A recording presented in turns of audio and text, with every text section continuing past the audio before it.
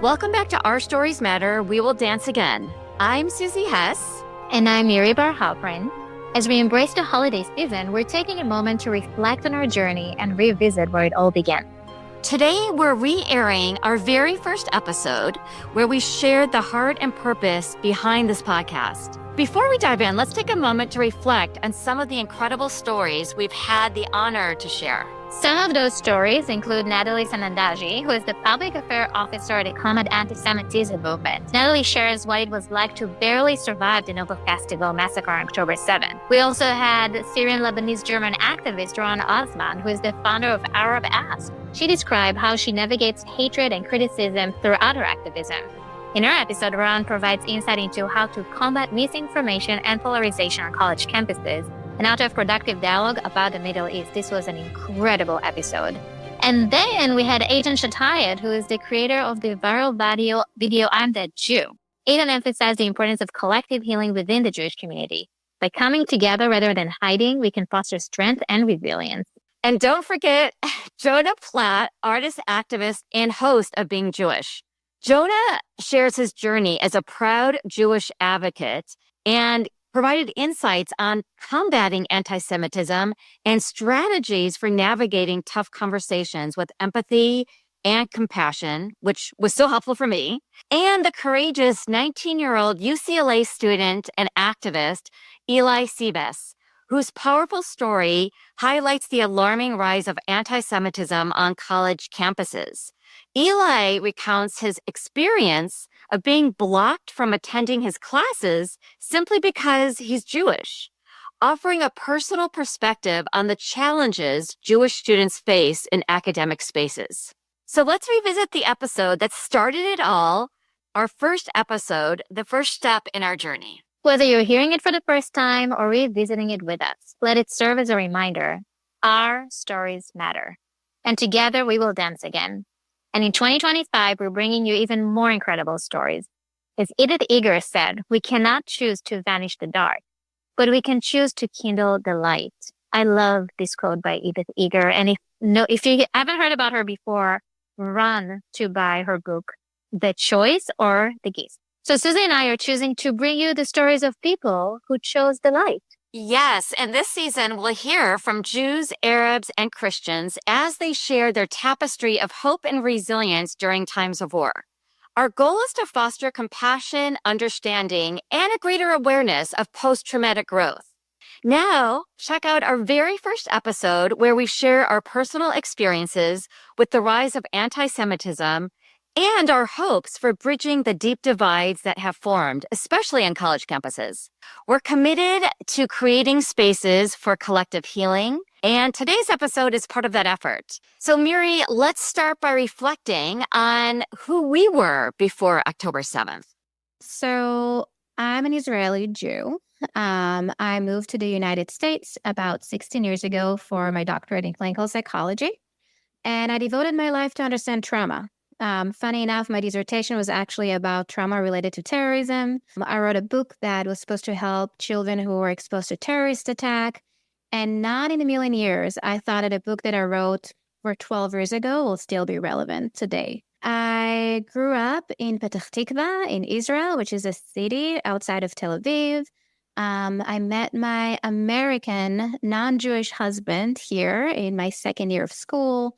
Have two beautiful kids that I raised here and a dog, and kind of living the idea of what it's like to be an immigrant in a country where I went from being the majority to being a minority. So struggling with that a little bit. And then everything changed after October 7th in terms of my own identity, where I used to see myself, when you ask me, who are you? I would say, I'm a psychologist, I'm a mom, I'm a wife, I am, a trauma expert, to now I've noticed that when people ask me who I am, the first thing that comes to mind is I'm Jewish, I'm Israeli.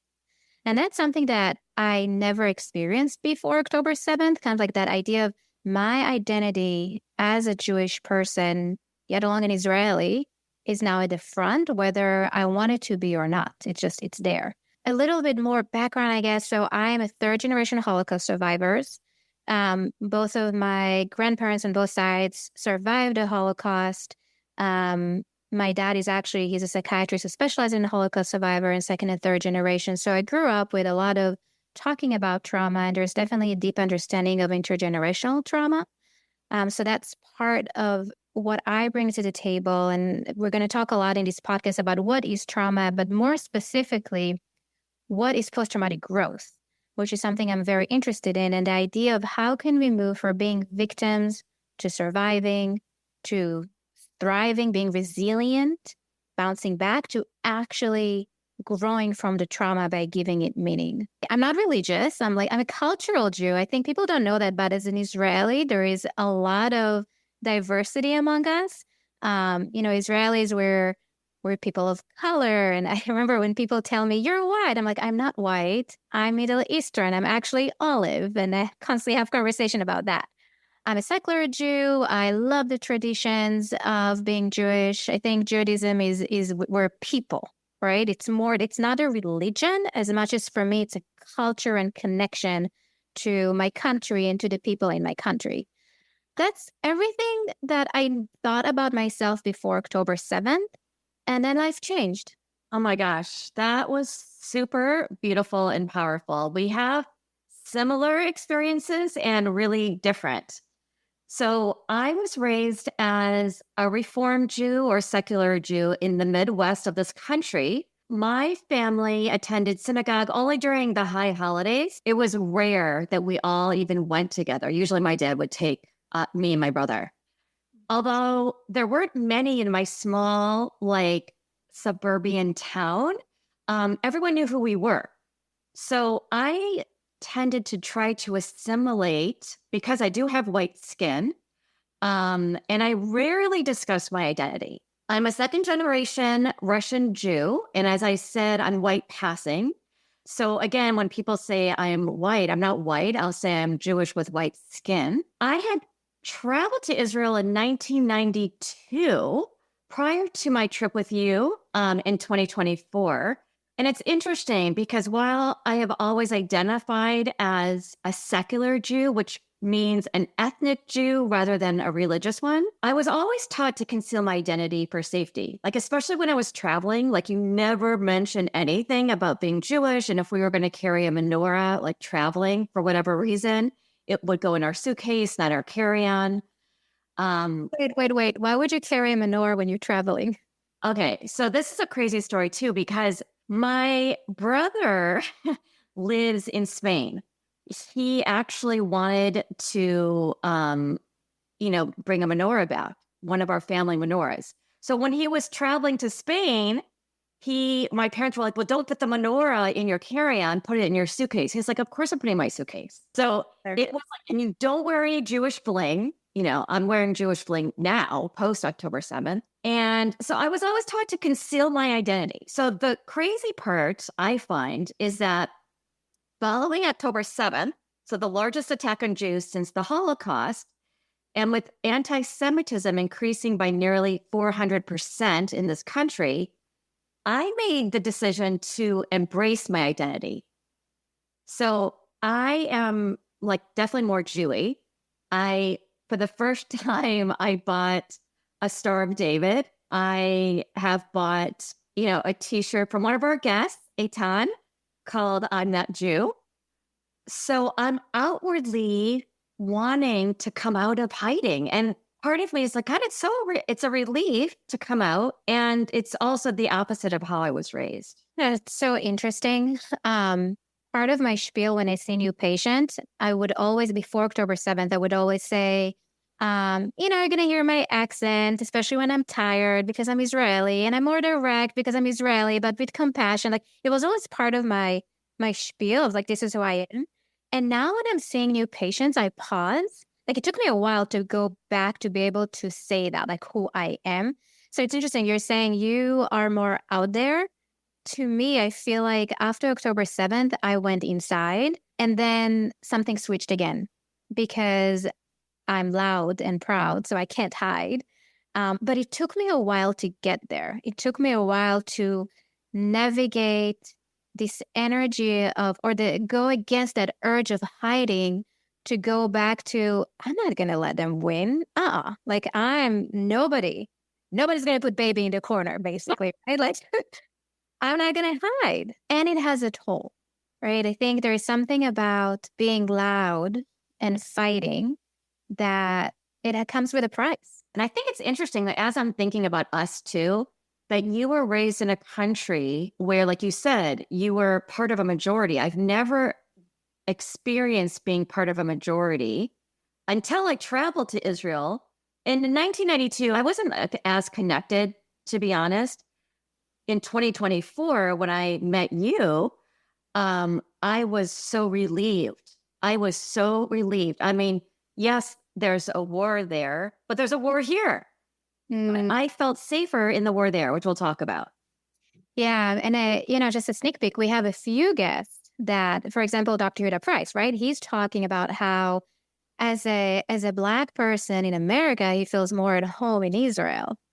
Yes, that's right. And what he has said to me in the past is that he has experienced more anti-Semitism than racism as a Black man who identifies as an Orthodox Jew. You'll hear him in our podcast. Yes, he's amazing, as everyone is amazing. I would love to hear from you as well. Like what happened? I'm like, even now I'm saying October 7th and my mind goes like, what happened that day?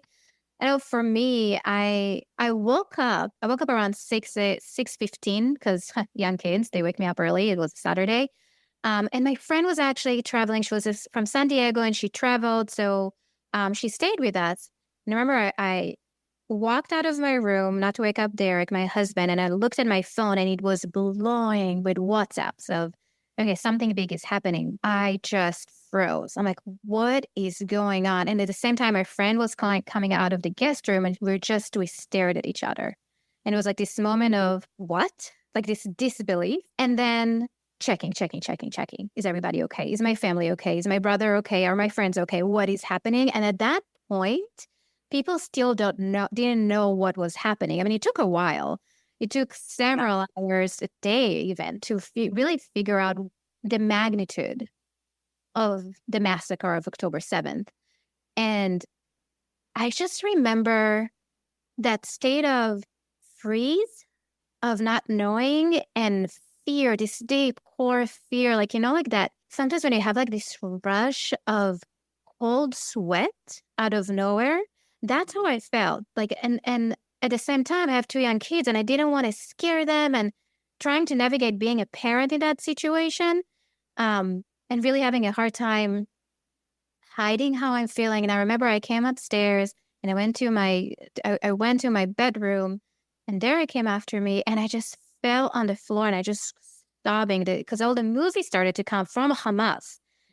All those movies of what they were doing. And I just remember I was shaking and he was holding me. And I was just telling him, I don't understand. How can they do that? How can someone be so cruel? How can they do that to babies and kids? And there was that one video when they were, one of the hostages, Yagil, the now 12-year-old, and you see a mass of people, civilians, they were just pushing him and punching him. And my mind could not grab that. And, there was the shock and there was the disbelief on October 7th. And, and then what happened, I went into state, I need to do something because that's who I am. So I wrote on the Israeli Facebook group, I wrote a message saying, if anybody needs support, here's my cell phone, which was not smart because I got so many phone calls from the Israeli community here that I became even more overwhelmed. But it was, people called me, and I've never met them. The only connection we had is we're both on a Facebook Israeli group of Massachusetts. And it was panic.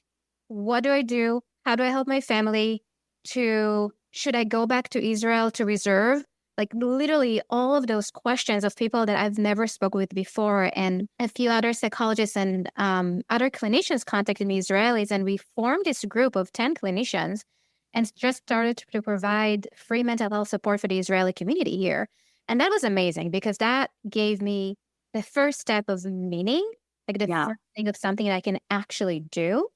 And we did that throughout the year of just providing one-on-one and group therapy and webinar and all of that. And It was wonderful, but I also became very aware of what's happening. And it's almost like you take the red pill and you go down the matrix, right? It's Yeah. all of a sudden, for me, who did not grow up here, that heard about anti-Semitism from my grandparents, all of a sudden, I was fully aware of the magnitude of anti-Semitism and hate around me, which, triggered my own trauma network. Because I lived through times where all the stories I heard from my grandparents are unfolding in front of my eyes. It was insane. And and it started, Susie, to go to the point of I started to doubt everything I grew up on. So, when you constantly hear Israel it's an apartheid state, and there's apartheid, there's genocide, we're colonized, like white supreme, whatever. I grew up there. And, there's a part of you who knows this is not true. But then when you hear it from everywhere, you started to think, well, maybe I'm crazy. Maybe everything I was told was a lie. And I started to do, for my own sanity, this deep dive, not a TikTok dive, but an actual open the book deep dive kind of thing. Great. People don't do that. Yeah. And I started reading.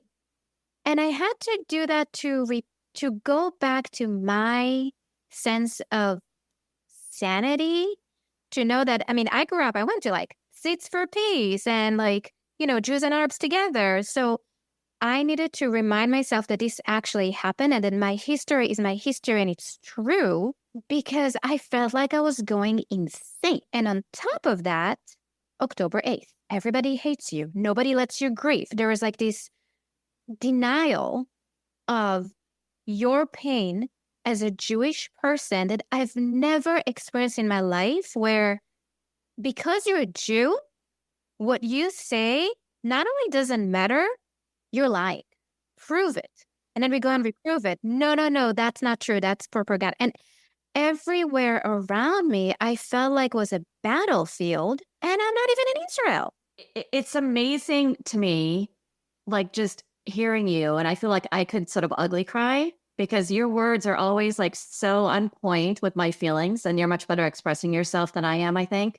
Not I think, for sure. I think it's incredibly, the war, here on October 8th, I assumed, I was an advocate for groups that were not my group.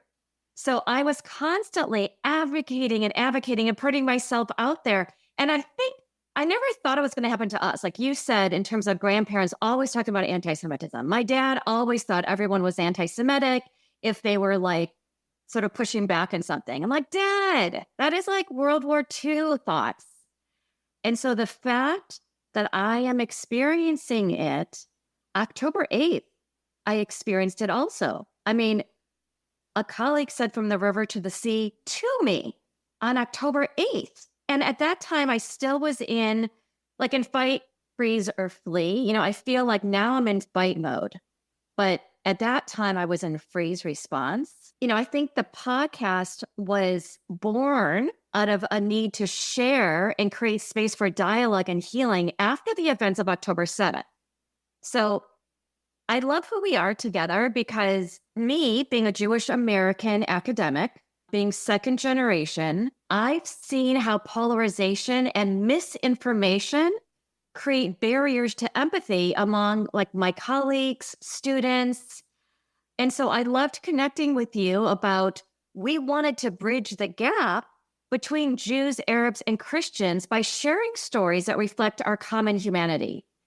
So the intention behind the podcast is to foster understanding, not just through intellectual discussions, but through our lived experiences. And I think it's important now more than ever, because the trauma of October 7th has impacted so many lives.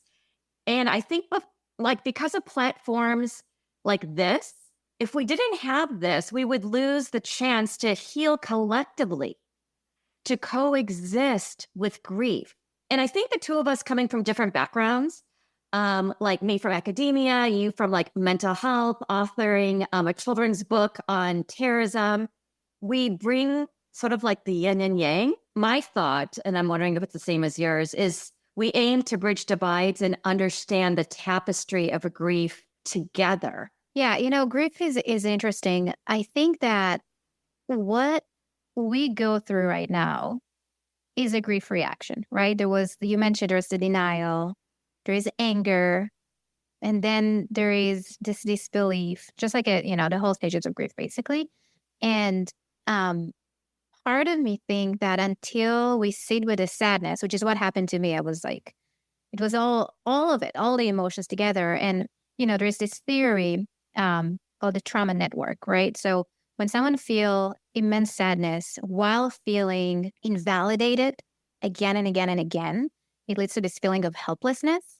And when you combine those together, when those are conditioned together, then that can lead to trauma.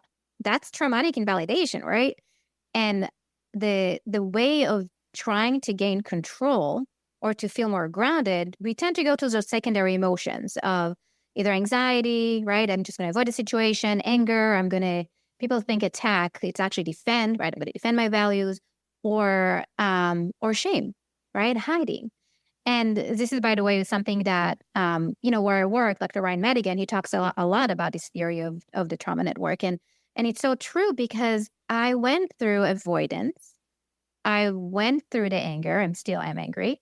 And then there's the shame, which I think is also related to intergenerational trauma, because as Jewish people, we don't talk about it, right? We hide, but we're not going to show you. We're not going to talk about it. We're not going to, even as a community, it can be sometimes invalidating. We're just going to do what we're doing, or we're not going to tell you how much we're suffering because we're not going to show you that we're weak as well. So I think until there's some radical acceptance that there is an actual sadness and an actual loss, and if people would just let us grieve, we're recording this, it's a year after October 7th. And on October 7th, 2024, again, we were robbed of our ability to grieve on college campuses in the US, right? Like, Yeah. in what place they can't even let people recognize the pain? We have not had the opportunity to grieve because then we went into defense and to fight and to advocate. And it's so interesting because I was thinking this morning before we started about our epigenetics, and I was thinking, okay, I was already raised with fear. Like, you have to be safe. You have to be safe. Don't disclose who you are. And I always thought my parents were like just so paranoid. And then I'm like, oh my gosh, that is how I feel. And then I think, oh, the epigenetics now of October 7th and the DNA moving forward into Israelis and Israeli Arabs, Israeli Christians, Israeli Jews, and American Jews, like how we're going to be in the future, how our children are going to be in the future. And one more thing I would say about the grief piece, that the loss and grief, I feel it now. I've been feeling it in the last year, literally every part of my identity. My body was aching out of pain because of loss. And there's something that happened on October 7th that I'm not proud of. Hamas stole a really high value for me. They stole my compassion. I used to see myself as in terms of my value system, being compassionate is very high value. And the fact that I stole that part of my identity was also part of my grief and sadness, because all of a sudden, that's not who I am. And it took me a while to do what we call opposite action or opposite to urge, which, just I'm not going to look at the other side because I can't take it right now. And I don't know if I shared this with you. In our neighborhood, there is a restaurant that the owner is an immigrant from Gaza. And before October 7th, I would go there all the time because, hey, that's the only somewhat normal shawarma I can get here. Real pita. Right. And we were fine. And he knew that I was Israeli. And it was like, hey, neighbor, literally. And it took me a while. And in November, I asked a friend to come with me. And I said, I needed for myself to restore my values and my compassion. And I decided to go there and just ask him how's his family and he's okay. And Susie, I was shaking. I was literally, my heart was beating so fast.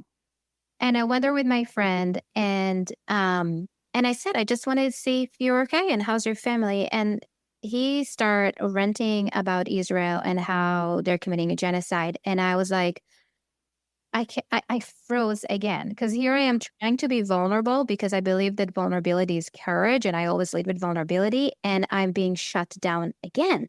Oh no.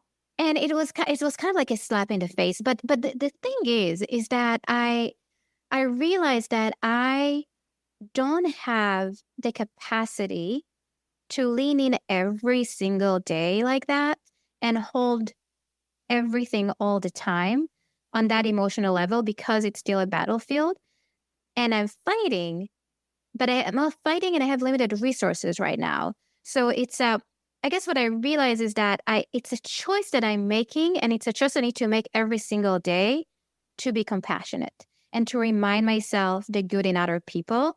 But the fact that I remind myself this is under my control, I choose to be compassionate. I choose to not give into hate. And, you know, one of our amazing people that's going to be on this podcast is Lucy Arish. And she was saying how, and I live by what she said. She said, it's much harder than forgive and love. It's easier to hate. And I choose to live with compassion and lean in with forgiveness and love because those are my values. But this is really, really hard. It takes a lot. It takes a lot. And you know, I love everything you said and that giving permission that we're not going to always be in that place every day. Because I think I'm hard on myself when I cannot do it, you know, and hearing your story, I did not know that story. And hearing that story, I think it also gives permission that there are days that we are going to have a lot of compassion and empathy, and there's going to be moments or hours or days that we're not. And I want to have self-compassion and I get hard on myself. I have to prepare as if I'm going into like an emotional battle, which, you know, I've done that many times, like with it since October 7th within, you know, academia, preparing for meetings.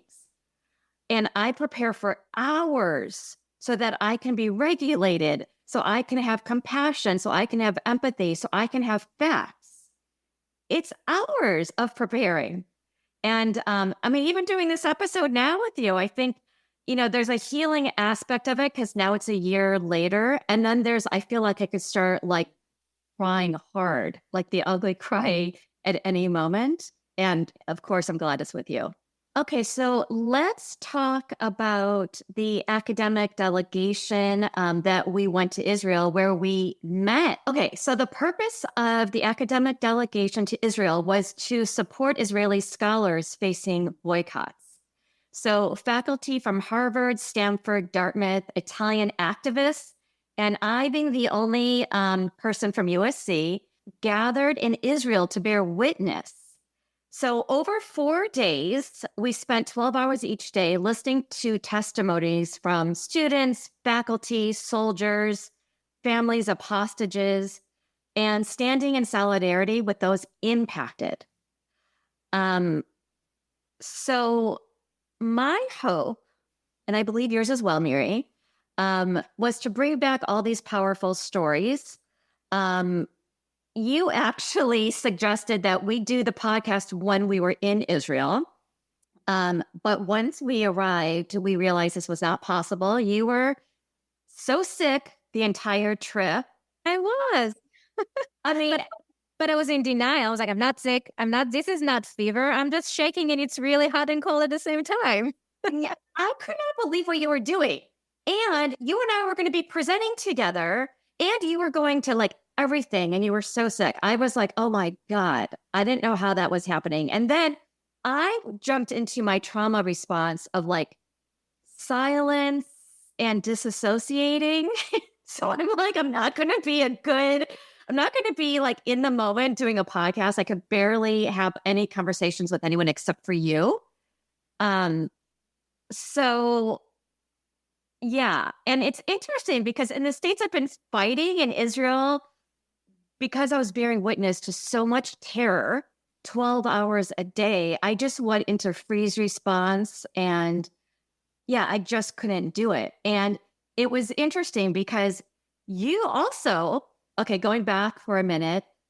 So we never knew each other before we like met in a war zone. You reached out to me because you heard that, I was part of Trauma Informed LA, and you're like, hey, do you want to present while we're in Israel together? And I didn't know you at all when you sent me that email. And I was like, sure. I mean, I didn't ask any questions. I was like, yeah, let's do it. So that was it. And I was so happy to have, I already felt sort of like a sisterly connection with you. I mean, I was definitely intimidated, like when I looked at your resume. Oh And my I was, what? Yeah. And then you were being humble and saying, no, no, no. And then I was like, oh, okay, she's probably just like, really down to earth and humble, which you are. But then the more I get to know you, the more I realized I was right to be intimidated because your resume is intense. Oh my God, stop. So that was sort of like my coherent, non-coherent, narrative of how we met. Wow, this is our love story. But wait, before we get to that, I'm intrigued to know. I mean, so when we've met, I landed a little bit after you. You already went to the Nova. Oh, yeah. Right? What was it like so to me, this is for me, it's like, okay, I'm going back home and I'm seeing my country in a different way. But what's it like for you going back after so many years, going back to Israel? Like, what was your reaction? How did you feel? I was definitely in a different place. I mean, sort of landing and seeing all the images of all the hostages and people who were already murdered in the airport. So that was the beginning. And part of me was, okay, I'm at a place that people are talking about this freely and grieving together. Then going on the streets and seeing huge life-size teddy bears with blood, representing all the children who were murdered, who were being held in captivity. You and I went to get coffee one day, and the menu was called Bring Them Home. And so it was sort of chilling. I think I just felt like I experienced just being chilled to the bone every day. But the difference between there and here was that it was collectively, So interesting. I've been looking for a community since October 7th because I felt like I lost a lot of friends and I lost my community. Yeah. This is part of the whole traumatic invalidation I was talking about before, like that idea of, when someone keeps telling you, no, your thoughts are crazy, you're crazy, you're starting to doubt yourself. And especially when it's coming from your close surrounding.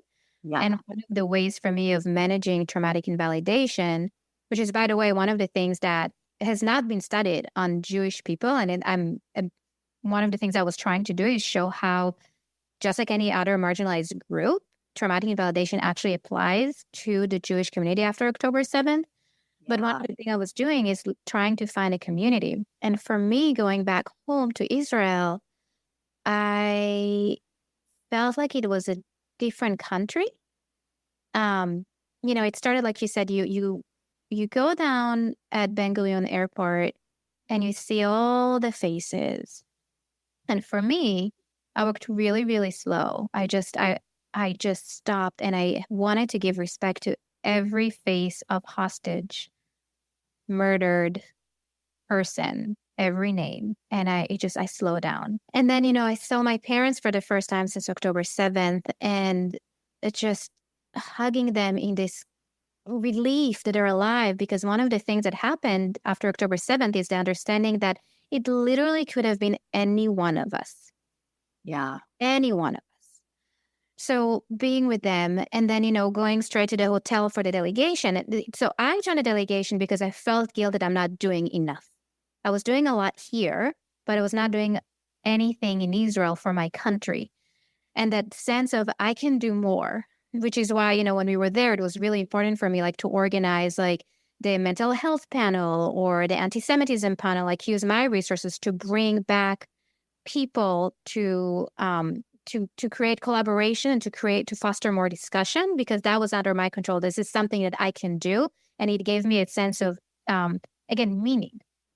But it was a different country. And, I remember sitting in restaurants, and the restaurants are full because that's what Israelis do, right? we go out no matter what because, you will not let us go down, right? I remember we right that night, and it's like you're like, why is it so packed? I can't believe it. I'm like, I would be in fetal position, but people are still sad and they're still going out to eat. Yes, because that notion of we will not let you in, Am Yisrael Chai, is there. Which, by the way, for some people can be also, Jewish people, Israeli people can feel very invalidating by itself because if they can't make it, they can't be the one who go out. That can be really threatening. But yes, the Am Yisrael Chai, and this is what we do. But for me, when you said that, we're like, I can't believe everybody's out. What I saw was the sadness. I looked around me and people were not, they're out, but there were zombies. They were not enjoying themselves. Everything was slowing down with grief and sadness. And you can see in the hollow, like the eyes were just hollow, right? And then for me, one of the most profound moments was going to see hostage squares. There is this place in Israel that is now dedicated to the hostages. And people bring their art and their different ways of showing their sadness and grief. And it's one of those places that I think it's the saddest place in the world. There was grief that it's like grief painted a picture where helplessness and hope go hand in hand with longing to bring them home, and anger. And it's everything, all the emotion. There's so raw. I mean, there is Hamas tunnel exhibition, like they have like a tunnel there that you go through and you hear the bangs and you can imagine it's horrible, right? Like you place yourself instead of the hostages because you feel the pain, and it's my country, right? And it's the home where I used to feel safe, because for me, growing up in Israel, I didn't realize I was traumatized. I mean, that's a different story. Only when I moved to the US I realized, oh, how I grew up was not normal. You mean you don't want to see what's in my bag when I go to the mall, or, when there's something in the street, you don't automatically think it's a bomb, because I grew up in the second intifada. So, taking the bus is scary. And only when I moved to the US, I remember I went to a party and in Connecticut, it's not New York. So the party, it ends like 1:00 in the morning, lights are on. And I took cover. It was my first party. And I took cover because I thought something happened. And then I realized, even though I didn't see myself as traumatized, I grew up in an abnormal environment. And when you took me out of that environment, my normal became abnormal. But when I was there, I felt safe. This was, for me, the safest place in the world was Israel. Right. So I came back to a completely different country where you don't feel safe anymore. There's no safety. There's no safety. That's so interesting because, now I'm looking back, and I worked at Jewish organizations in my past. And we always walked through x-ray machines. We always had our bags searched. We always had bomb threats. I was on the 12th floor and we had to walk down the stairwell. So, but that was just, my thought was like, precautions, of course. But I never, ever thought that actually anything in my lifetime would happen, that would all make sense. And when you asked me earlier about Nova, when I went there, and you hadn't arrived yet, I was walking around and I was looking at all of the memorials and the pictures and all of the youth that were just dancing while hearing rockets.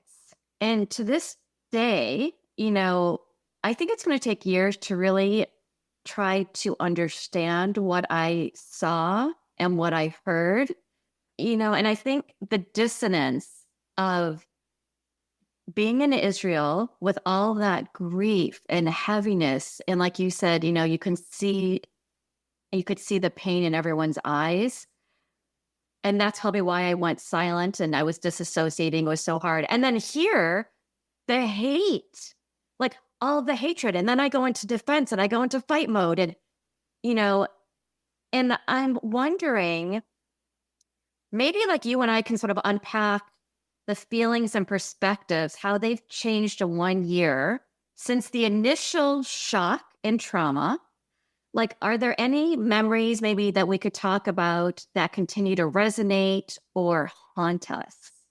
So for me, I'm going back to the idea of the community, right? I was trying to find allies because I felt so alone. And again, I'm married to someone who's not Jewish, has his own trauma. My father-in-law was a victim of 9/11. So we get terrorism. Oh, that's right. Yeah, we get that. My And, gosh. and my husband is the most amazing person in the world, and he's so supportive and he gets it.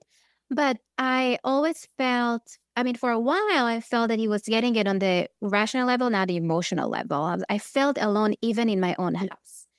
And until a moment, which is so sad because I don't want my husband to feel this way, but there was a moment where I told him about it, and he said, "What are you talking about? My kids are Jewish." I took Noam to the library to study because my son takes Hebrew classes, and I can hear them speak Hebrew. And there was this guy who was walking back and forth next to his door. And all I can think about is he listening to the Hebrew and is he going to do something to my son? And when he said that, as much as I felt sadness that he's going through it as well, I felt like, okay, I'm not alone. He really gets it. So I was trying to find allies and people that will not just stand with me, but actually stand for me, like being outstanders, not bystanders. And it's not easy to find them, but like once you spot them, it gives you so much hope, right? And I think you'll see in our podcast, we interview people that are not Jewish and are allies. And I think those episodes specifically just energize me more.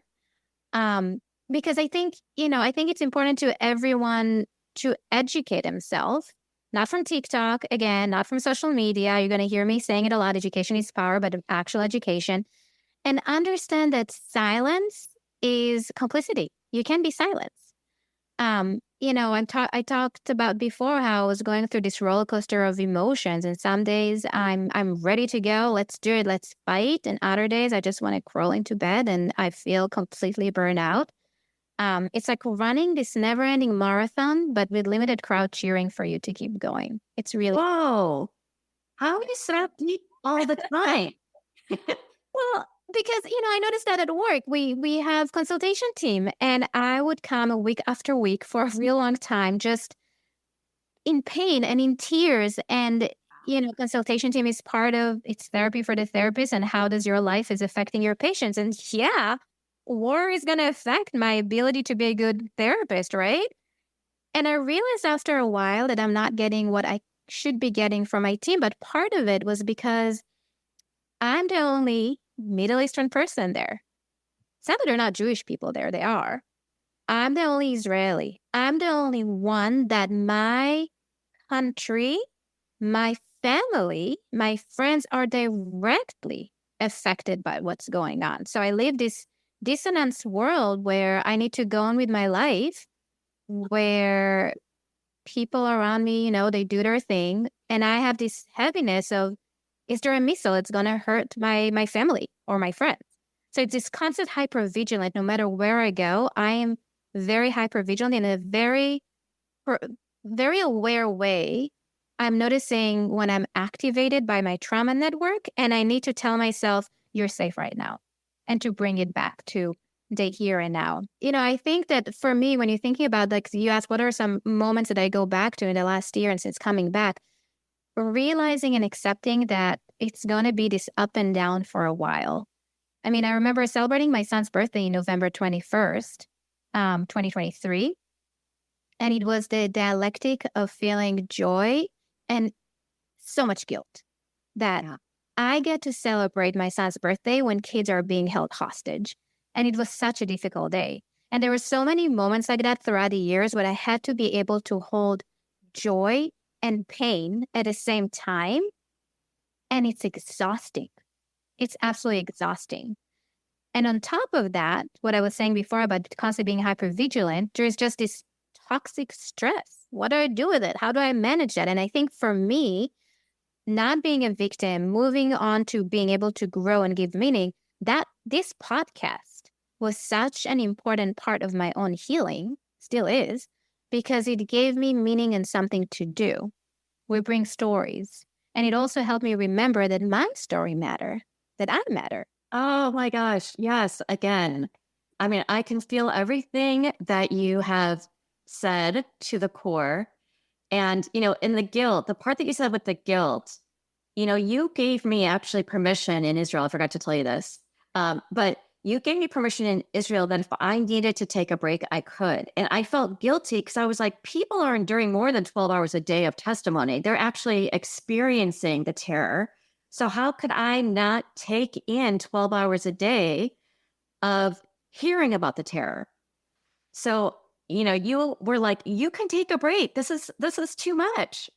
I always remember you saying, this is too much. This is too much.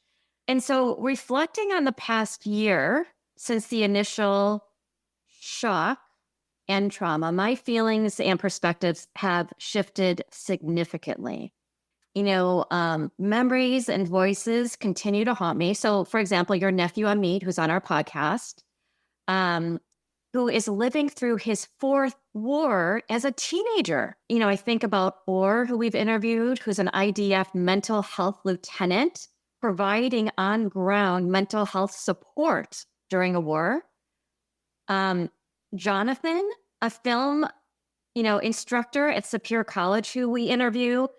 And Superior College has the largest Arab student population in Israel because it's right on the border of Gaza, where many students and faculty were murdered and taken captive. So when colleagues or friends try to be maybe dismissive or they're gaslighting my experiences, I'm reminded of the voices from the podcast. I'm also reminded that this is happening. This is a reality. I mean, I just had a friend recently who said that he doesn't feel like he can, back me as a Jew. And he said, I said, wait, are you saying that I didn't tell you this either. I said, are you saying that you don't support the social media posts? Because I'm constantly posting about it's not okay to use rape as a weapon of war or, just constant. And they're all facts. They're not TikTok. They're all facts and numbers. And he said, no, I agree with everything you post. I just won't be able to back you, the fear of being canceled. Ugh, that's awful. Yeah. I couldn't believe it. And then I haven't heard from him again. I'm trying to rebuild a community. And so, while this is all so painful, there is a relief of connecting with others, and friends and colleagues who are experiencing the grief. And I feel guilty even saying that, but it does feel like the collective healing. I am disappointed because I advocated for groups whose experiences I never shared, assuming they would support me. All the feminist organizations, I wonder, where are they? And when October 7th just passed, only 2 people reached out to me, and one was my therapist. Crazy. That was crazy. Yeah. So colleagues remain silent. I've been urged to censor myself when speaking up for Jews. Activists have sent me hate emails, leaving me feeling isolated. So since October 7th, I'm definitely more Jewy, and I am building a community that gives me strength to keep speaking out and speaking up. And the community is diverse. I mean, it's a lot of Jews and it's a lot of new friends like Christians and Muslims. And I'm just super grateful for this community that we actually have been building together through the podcast. I love that. Okay, so here's a question, and maybe we'll end with this one. What do you hope our listener will take away from all of our stories and discussion? And specifically, I wonder, what about the listeners that are not from the Middle East? Ooh, I love that question. So I hope that listeners, especially DEI officers, DEI members, I mean, I haven't heard of a DEI committee that, hasn't included Jews or anti-Semitism. And I didn't think about it. And I'm a Jew. So now I'm thinking about it post-October 7th. I hope that people will learn to listen to one another with curiosity, because there has been a lot of defensiveness. People have said to me, this isn't comfortable. It doesn't feel good when you are sharing this information that I wasn't inclusive, like as if, like it's sort of victim blaming, like you're telling me something that's not comfortable. I just hope that these conversations that are uncomfortable and they don't feel good, that people can recognize that this discomfort is part of the process. I love that. I think, being uncomfortable is their only way forward. So I think that healing is about people, right? And if we can only make space for each other pain to how we're all feeling, acknowledging the suffering for each other, and leaning with curiosity to create a dialogue, not dehumanizing each other, but actually acknowledge it, then great things will come from it, right? From the discomfort. I hope that people will get to know our guests and that they will listen to them, not already form a response, but listen so they can understand, not to reply, like actually listen to their stories and respect their stories.